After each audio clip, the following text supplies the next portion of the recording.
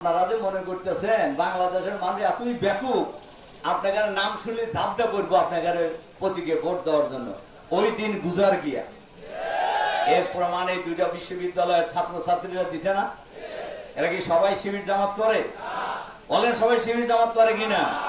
তারা দেশে একটা সুস্থ রাজনীতি চায়, সে দেশে একটা গণতান্ত্রিক ধারা চায়, তারা বাংলাদেশকে সমৃদ্ধ বাংলাদেশ হিসেবে দেখতে চায়, তারা বাংলাদেশকে চাঁদাবাজ মুক্ত বাংলাদেশ দেখতে চায়, দুর্নীতি মুক্ত বাংলাদেশ দেখতে চায়, তারা দখলবাজ মুক্ত বাংলাদেশ দেখতে চায়, তারা আধুনিক বাংলাদেশ দেখতে চায়, তারা মানবিক বাংলাদেশ দেখতে চায়, তারা ইসলামী কল্যাণ রাষ্ট্র হিসাবে বাংলাদেশকে দেখতে চায়। যার কারণেই তারা এইভাবে শিবিরকে ভোট দিয়েছে। আমরা বিশ্বাস করি জাতীয় নির্বাচনে এইভাবেই ভোট দেবে জনগণ বাংলাদেশের, ইনশাআল্লাহ। সেটা হলো বাংলাদেশের সকল ইসলামী দল, আলেম ওলামা, পীর মাশায়েখ, পীর আউলিয়া, গাউসুল কুতুব যা আছে, ইসলামী ব্যক্তিত্ব, ইসলাম মোনা, এরপরে দেশপ্রেমিক সমমনা দল, আগামী দিনে আমরা ঐক্যবদ্ধভাবে নির্বাচনে অংশগ্রহণ করব ইনশাআল্লাহ। তাহলে সিনারি কি হবে আপনি বোঝেন এখন। আলহামদুলিল্লাহ, এই যে ঐক্য হচ্ছে কেন? দেশ রক্ষার জন্য, চাঁদাবাজ মুক্ত বাংলাদেশ গড়ার জন্য, দেশপ্রেমিক বাংলাদেশ গড়ার জন্য, দেশের সীমানা রক্ষার জন্য, ভারতের তাবেদারির হাত থেকে বাংলাদেশকে রক্ষার জন্য আগামী নির্বাচন হবে। আধিপত্যবাদী শক্তির বিরুদ্ধে আমাদের ঐক্য।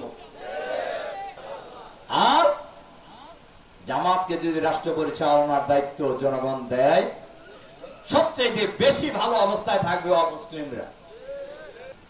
56,000 বর্গ মাইলের এই বাংলাদেশে 54 বছরে কোথাও 1 ইঞ্চি জায়গা পাওয়া যাবে না যে জায়গায় জামাত শিবিরের লোকেরা হিন্দুদের 1 ডিসিমাল জায়গা দখল করছে।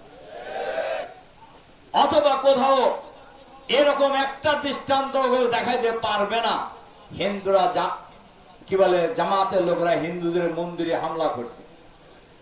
একটা দৃষ্টান্ত দেখাইতে পারবে না জামাতের লোকেরা হিন্দুদের কাছে 10 টাকা চাঁদা চাইছে। আমরা হিন্দুদেরকে সংখ্যালঘু বলবো না। একজন মুসলমান নাগরিক যে অধিকার পাবে, একজন অমুসলিমও সেই অধিকার পাবে। একজন অমুসলিম, একজন মুসলমান তার যে ধর্মীয় অধিকার পালনের সুযোগ পাবে, একজন অমুসলিমও তাদের সকল ধর্মীয় অধিকার পালনের সুযোগ পাবে। এটা রাষ্ট্র করবে। কে করবে? কোন দলের করার প্রয়োজন হবে না।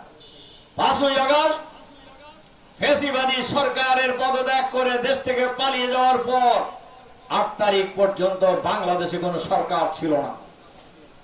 ইউনূস সাহেব দায়িত্ব নেওয়ার আগ পর্যন্ত কোনো সরকার ছিল না। জামাত শিবিরের লোকেরা হিন্দুদের বাড়িঘর পাহারা দিয়েছে, মন্দির পাহারা দিয়েছে, ব্যবসা প্রতিষ্ঠান পাহারা দিয়েছে,